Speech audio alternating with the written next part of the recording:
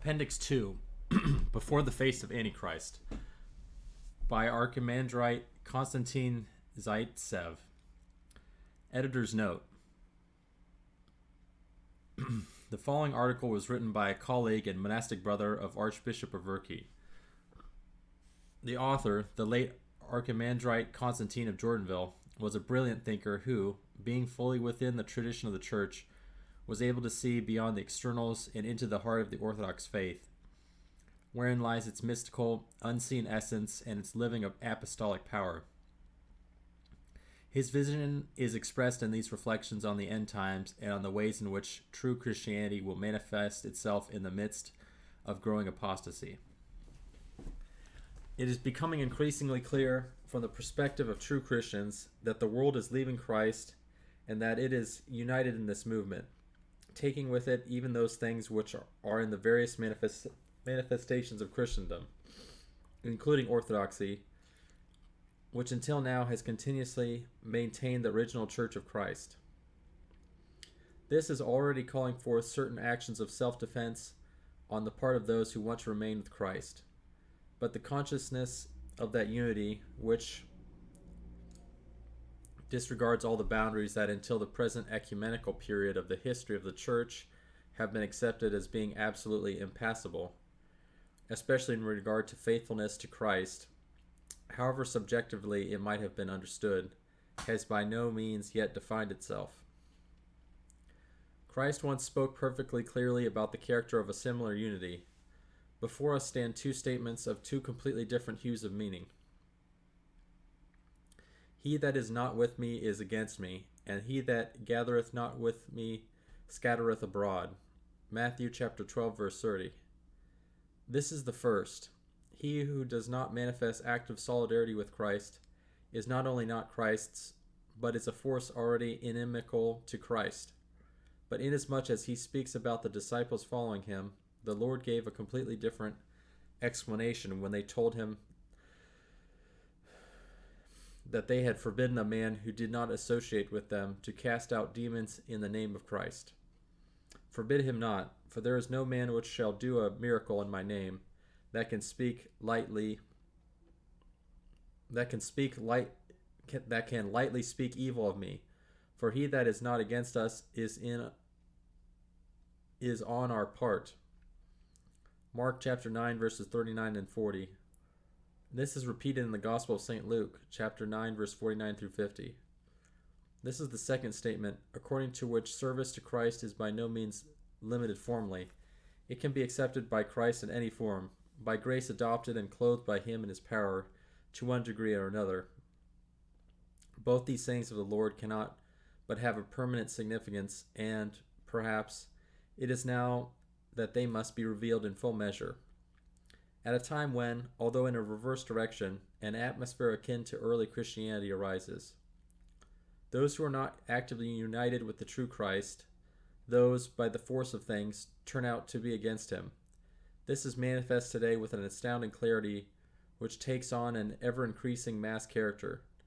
But as for the forms of communion with Christ, they are losing more and more their character of formal successiveness. Communion with Christ, with an entirely new and ever-growing force, is capable of being born anew on any soil, and thus there is formed a mass phenomenon, characteristic of the end of the world, which will be met by the most decisive counteraction on the part of Antichrist, a counteraction so disastrous that, as the Lord himself told us, he will be prepared to hasten his coming in order to intercept this destruction.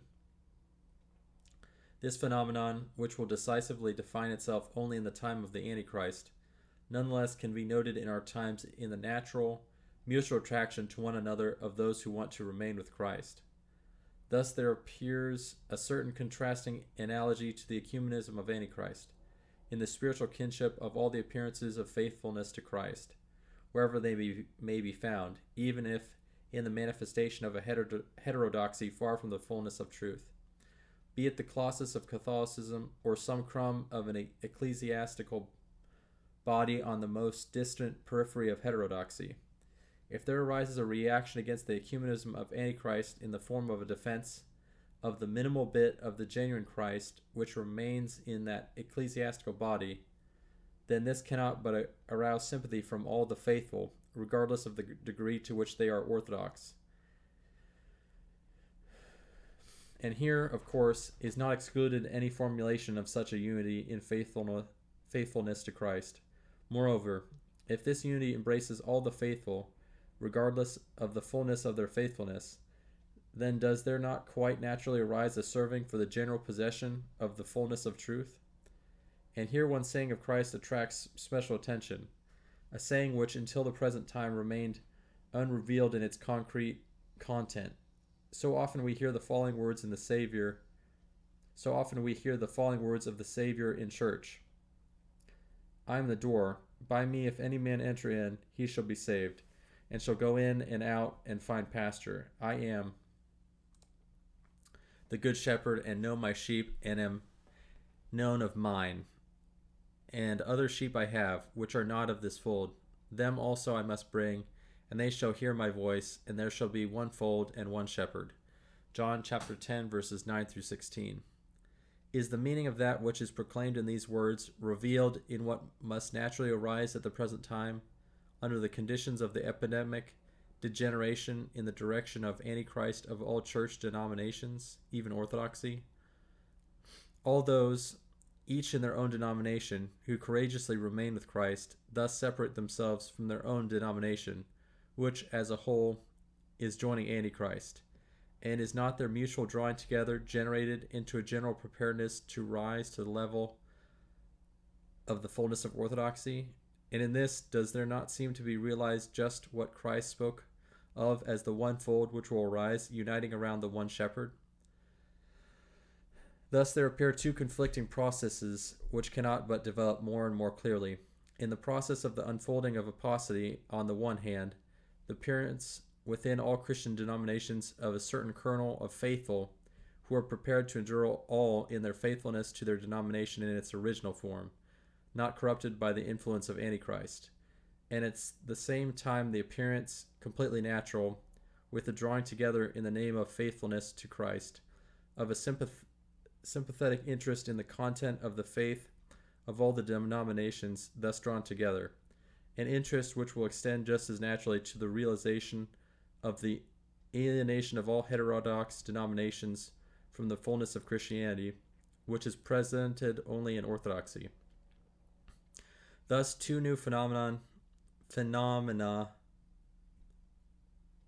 appear in the atmosphere of the thickening apostasy: mutual sympathetic interest and an inclination to rapprochement from all sides in all Christian denominations as far as faithfulness to the true Christ is concerned, and at the same time, as a result of mutual trust in the atmosphere of faithfulness to the true Christ on the part of all denominations which have left the original fullness of Christianity, a mutual inclination to acquire this fullness.